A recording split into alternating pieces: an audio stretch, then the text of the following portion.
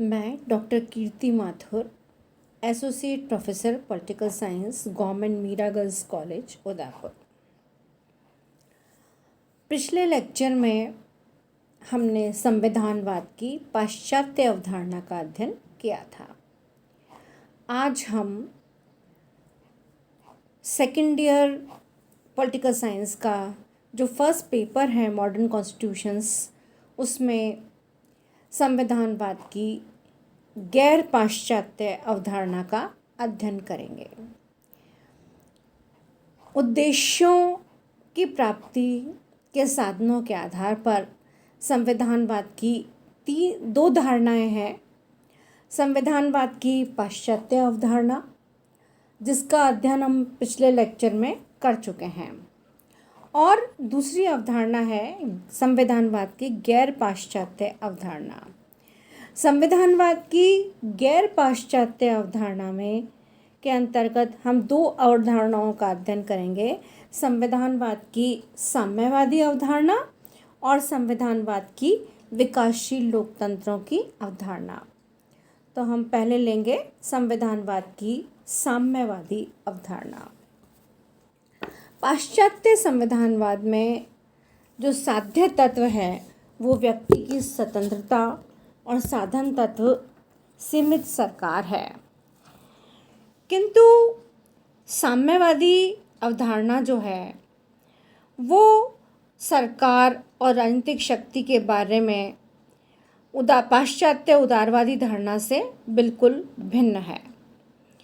साम्यवादी सरकार को पूंजीपतियों के हाथ की कठपुतली मानते हैं, जो धनिक वर्ग की निर्धन वर्गों से रक्षा का ही कार्य करती हैं।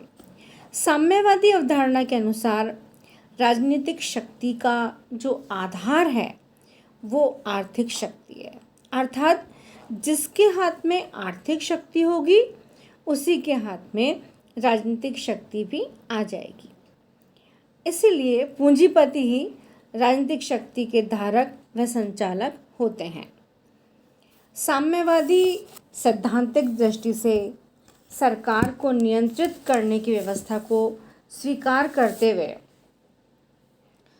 जो पाश्चात्य अवधारणा में, पाश्चात्य देशों में जो सरकार को नियंत्रित करने के लिए जो व्यवस्था अपनाई गई है, फॉर एग्ज़ाम्पल व्यक्ति की स्वतंत्रता, विधि का शासन, मौलिक अधिकारों का प्रावधान, शक्ति विभाजन, नियंत्रण व संतुलन, स्वतंत्र निष्पक्ष न्यायालय, इस व्यवस्था से साम्यवादी सहमत नहीं है, क्योंकि उनकी दृष्टि से यह राजनीतिक नियंत्रण आर्थिक शक्ति को नियंत्रित नहीं करते हैं।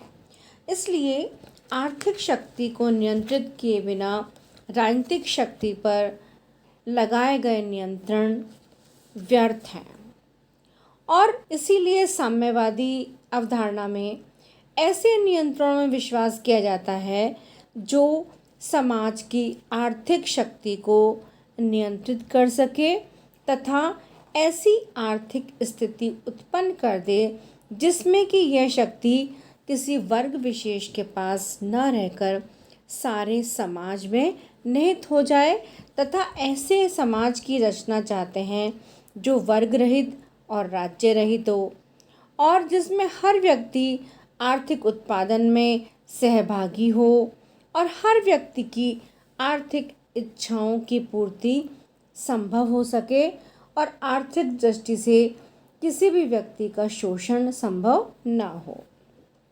अतः इस प्रकार जो साम्यवादी अवधारणा है उसकी जो मुख्य मान्यता है वो क्या है?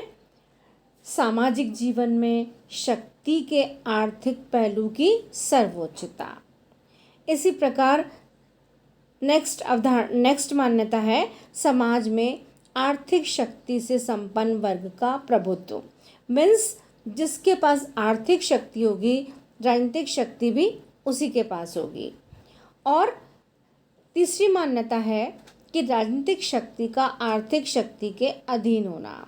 मीन्स जिस राजनीतिक शक्ति जो है उसको साम्यवादी राजनीतिक शक्ति की तुलना में आर्थिक शक्ति को साम्यवादी ज़्यादा इम्पोर्टेंस देते हैं।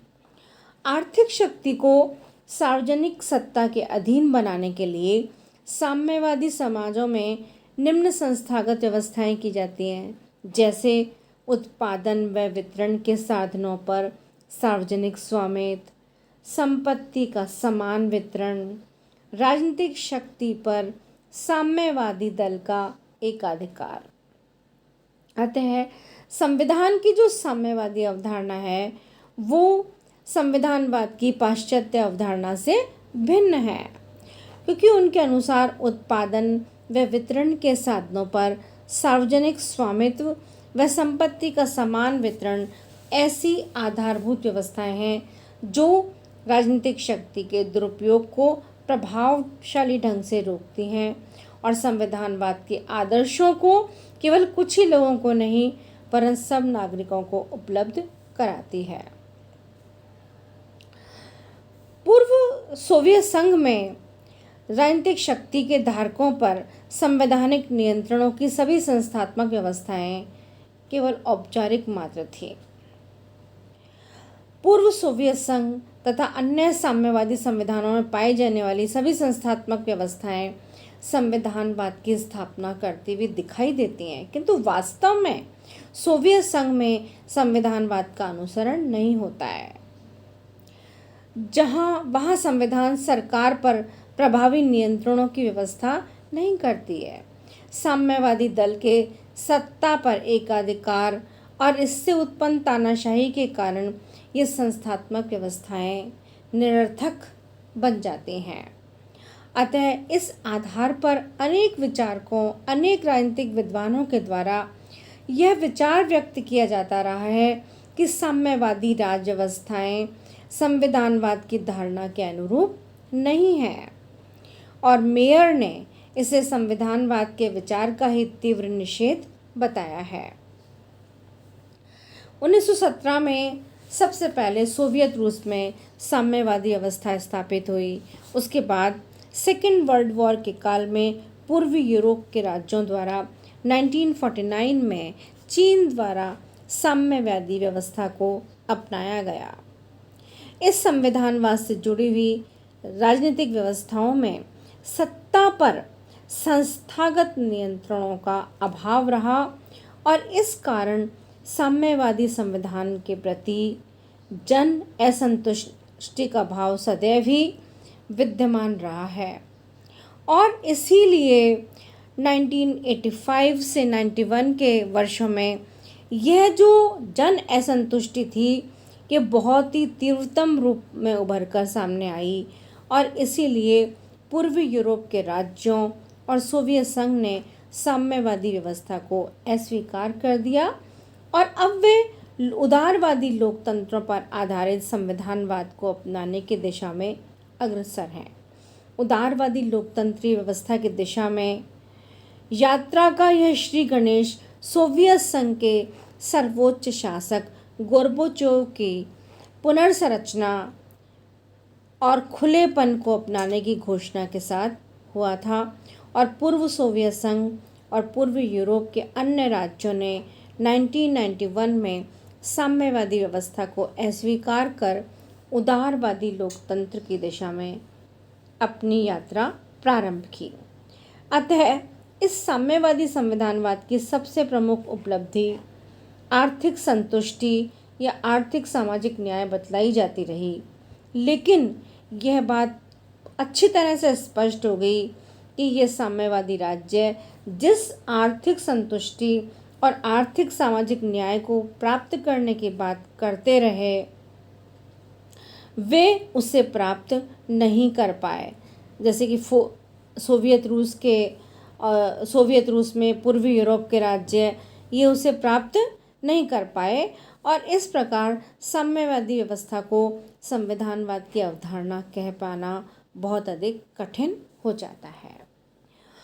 गैर पाश्चात्य अवधारणा में दूसरी जो अवधारणा है वो है संविधानवाद की विकासशील लोकतंत्रों की अवधारणा। विकासशील देशों में ऐसा कहा जाता है कि संविधानवाद अभी अस्थायित्व के दौर से गुजर रहा है, क्योंकि इन विकासशील देशों की अनेक समस्याएं हैं, जैसे इसमें आर्थिक विकास की समस्या है, राजनीतिक स्थायित्व की समस्या है, सुरक्षा की प्रॉब्लम है। अपनी सुरक्षा के लिए जो साधन हैं वो इतने नहीं हैं जितने कि पाश्चात्य देशों के पास है। राजनीतिक वैधता, सत्ता की वैधता की समस्या है, आधुनिकीकरण में रुकावट की समस्या है और राजनीतिक संरचना में विकल्पों के चुनाव की समस्या है। इसी कारण संविधानवाद के आधार जो है निश्चित नहीं हो पाए। विकासशील देशों की उपरोक्त समस्याओं के बावजूद भी इन विकासशील लोकतंत्रों में संविधानवाद के कुछ लक्षण दिखाई देते हैं, जैसे संविधानवाद निर्माण की अवस्था में है, संविधानवाद या मिश्रित प्रकृति का है, संविधानवाद दिशा रहित चरण में है। अतः संक्षेप में हम ये कह सकते हैं कि संविधानवाद की जो विकासशील राज्यों की अवधारणा में जो साध्य है वो तो पाश्चात्य अवधारणा के समान है, किंतु साधनों की दृष्टि से यह अवधारणा साम्यवादी विचारधारा के समीप लगती है।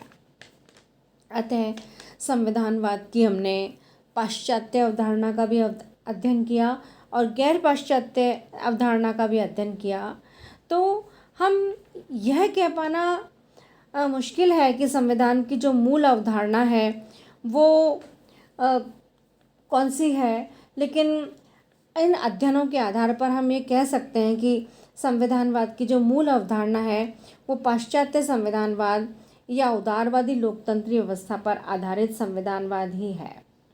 और राजनीतिक विद्वान C.H. मैकाइवन भी लिखते हैं कि संविधानवाद का सर्वाधिक प्राचीन, सर्वाधिक आग्रहयुक्त और सर्वाधिक स्थायी तत्व आज भी वही है जो लगभग प्रारंभ से ही चला आ रहा है, और वह है शासन तंत्र, सरकार अर्थात सरकार का विधि के द्वारा परिसीमन।